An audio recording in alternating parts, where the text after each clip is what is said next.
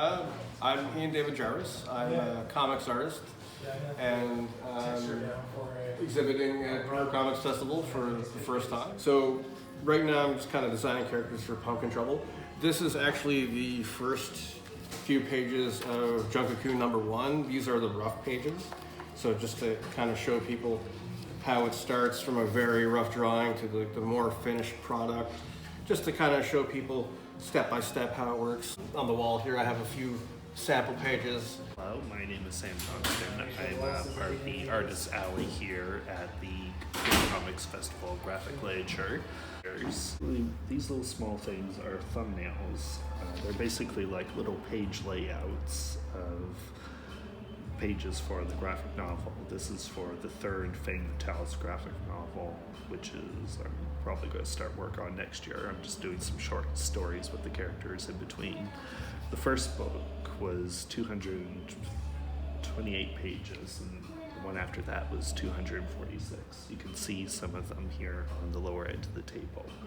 I've also got some nice little dragon girls here, which I did earlier this year. And also, this is kind of like an early advanced candidate day picture, which I did earlier this morning. I'm penciling some pitch pages for a new thing. So before you get a publisher, you have to show them something. So it's growing, and I just want to see more people really making an effort to break in and have their work in print, because it's a great thrill. My name is Mike Fian, and I am a comic book artist and illustrator. Towards the end of 2017, I got hired by DC Comics to do a miniseries about the Hanna-Barbera character Snagglepuss.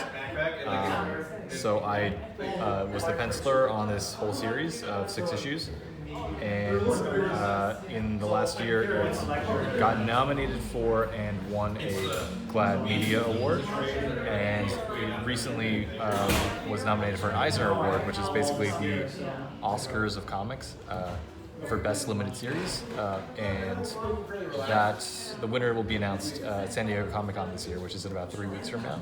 So I'm going to travel to San Diego for that ceremony. I was familiar with the character because I'd seen the cartoon on TV, like in reruns and stuff, so I knew who he was. And the other characters that are kind of in that same universe of like Huckleberry Hound and Quick Draw McGraw.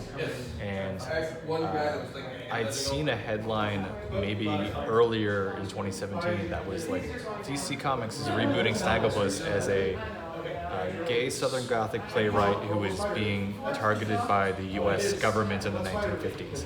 And I was like, that sounds insane. I'm going to read that book.